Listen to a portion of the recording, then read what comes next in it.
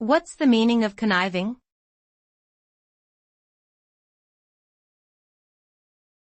Conniving.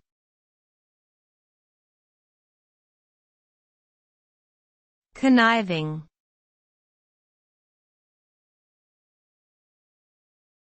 Conniving.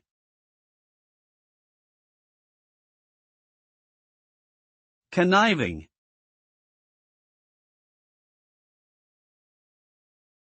Conniving means scheming or plotting to do something deceitful or illegal.